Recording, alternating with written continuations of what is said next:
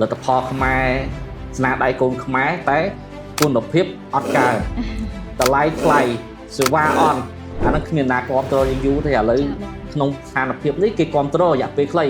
តែបើនៅតែអញ្ចឹងទៀតយើងអត់កែប្រែទៀតយើងអត់អភិវឌ្ឍទៀតមានពីណាគ្រប់គ្រងទេពេលដែលយើងបង្កើតដំបូងបងតុកខ្លះគាត់ចូល comment ក្នុង page ក្នុងអីដែរខាងបាត់ទីផ្សារតុកគាត់អីបាទខាងអត់អីទេមិនបាត់តាណាទីផ្សារវាខុសគ្នាបាទយើងអត់ទៅប្រកួតប្រជែងមួយបងកង់3ទេទីផ្សាររបស់យើងគឺតែរថយន្តទេបាទហើយរថយន្តយើងរៀងផលិតទៀតបាទអញ្ចឹងទីផ្សារវារៀងខុសគ្នាឆ្ងាយគាត់នៅតែគាត់ប្រកបរបរស៊ីបានធម្មតាណាអត់បងចាបងដើម្បីធានាសុវត្ថិភាពបាទអញ្ចឹងសម្រាប់អាជីវកម្មមួយនេះខ្ញុំគិតថាល្អសម្រាប់ស្រុកខ្មែរយើងពីខាងបងលីម៉ូពិសេសនោះគឺផ្ដល់ភាពងាយស្រួលដល់ប្រជាជនខ្មែរយើងក្នុងការប្រើប្រាស់ app កាន់តែស្រួលជាងមុនអត់ចាំបាច់ឈរចាំហៅកង់3ហៅអីជួនពួកគាត់អាចនឹងបើថាកាត់ថ្លៃយើងកាត់អីចឹងពិបាកហ្នឹងហើយពីព្រោះនៅប្រទេសរីកចម្រើនទាំងអស់គេដូរមកប្រើប្រភេទ app ហ្នឹងហើយដើម្បីកាត់បន្ថយចំណាយកាត់បន្ថយការកេងប្រវ័ញ្ចឬជីវៀងផ្លូវជីអីហ្នឹងណាបាទ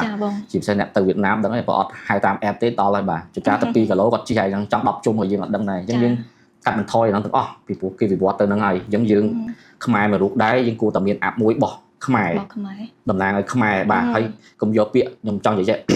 កុំយកពាក្យអាឡេះលទ្ធផលខ្មែរស្នាដៃកូនខ្មែរតែគុណភាពអត់កើន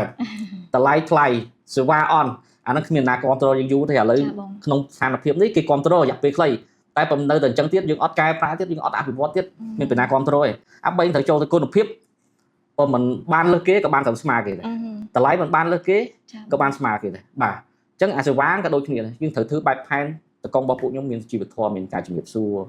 ការបើកទ្វារជូនភ្ញៀវចេញចូលលើកដាក់អីវ៉ាន់ញញឹមបាទស្មាយបាទពួកគាត់ខ្ញុំថៃតែអត់ស្មាយអត់ធីបបាទអញ្ចឹងស្មាយញញឹមព្យាយាមញញឹមការទុកមិនក៏ញញឹមមួយភ្ញៀវដែរចត់តែមានការទុកក្រោយបាទអញ្ចឹងលុយធីបធ្លាក់តាមហ្នឹងអញ្ចឹងចេះជំរុញពួកគាត់បាទអញ្ចឹងកុំឲ្យថាយើងឲ្យស្អីជារបស់ខ្មែរហើយយើងយកអាហ្នឹងជាលេសណាបាទហើយខ្ញុំខ្លួនឯងក៏អត់ចូលចិត្តដែរដូចជាពេលដែលយើងមានបញ្ហាជាមួយខាងប្រទេសជិតខាងយើងអញ្ចឹងបាទអ្នកខ្លះធ្វើផលិតផលក្នុងស្រុកដើម្បីជំនួសលទ្ធផលដទៃយើងសប្បាយចិត្តយើងគ្រប់គ្រងប៉ុន្តែបើយើងយកមកប្រើវាមិនកើតតម្លៃថ្លៃកក់ថ្ងៃហ្នឹង5ថ្ងៃក្រោយមិនបានតែយើងចង់បានយើងអត់ចង់បានទេបាទគ្រប់គ្រងបានតែម្ដងពីរដងលើក្រោយបាយហើយបាទអញ្ចឹងយើងអត់ចង់ទេបទពិសោធន៍យើងគឺថាខ្មែរម្នាក់គាត់ថាចេញផលិតផលហើយដូចខ្ញុំថាហ្នឹងគុណភាពតម្លៃសេវាកម្មយើងគួរចេញពីគេមិនបានលើគេក៏បានស្មើគេដែរបានខ្មែរគ្រប់គ្រងពេញបាទហើយរយៈពេលយូរហើយអនាគតវិស័យឡានអគ្គិសនីតាក់ស៊ីខ្ញុំនិយាយទៅតាក់ស៊ីណាបាទនឹងជំនួសមកផ្នែកធំហ្មងជំនួសឡានដែលប្រើសាំងឬក៏ជំនួសទាំងស្រុងតែម្ដងពីព្រោះនៅចិនវាចង់95% EV ទាំងអស់បាទអញ្ចឹងវានឹងជំនួសមួយផ្នែកធំឬក៏ទាំងស្រុងឆាប់នឹងអត់យូរទេដោយសារតែឡាន EV យើងដឹងហើយ2024 25 26សិតតែ model top ចាបង comfort ទំនើបទាន់សម័យបាទហើយជាពិសេសកត្តាទាំងអស់ហ្នឹងជាបន្ទាប់តាមកត្តាមួយសំខាន់គឺតម្លៃបានធូរមូលហេតុដោយសារយើងសាកភ្លើងផ្ទះចាខុសមួយសាំងឡើងឆ្ងាយមែនតើណាបាទយើងថាអាចនិយាយថាយើងចំណាយទៅលើសាំងជាមួយនឹងអគ្គិសនីដែលយើងសាកវាអាចខុសគ្នាចង់6 7ដងណាចឹងធ្វើឲ្យយើងជិះឡាន EV យើងសេលបានច្រើនធូរជាងឡានសាំង